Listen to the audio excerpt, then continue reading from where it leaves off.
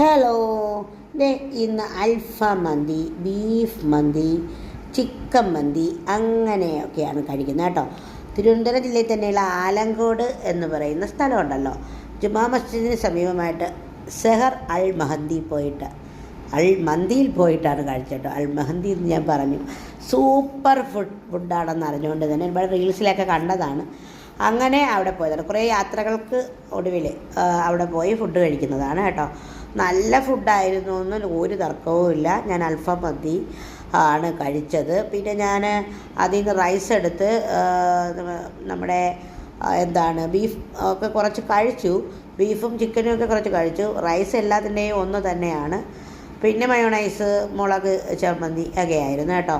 ബീഫൊക്കെ നന്നായിട്ട് പൊളിഞ്ഞ് നല്ല വെന്ത് സൂപ്പറായിട്ടിരിക്കുന്നതായിരുന്നേ. നല്ല ടേസ്റ്റായിരുന്നു, നല്ലതായിരുന്നു. ഒരുപാട് തിരക്കുള്ളൊരിടമാണ്. അപ്പോൾ നിങ്ങളെല്ലാവരും പോണേ.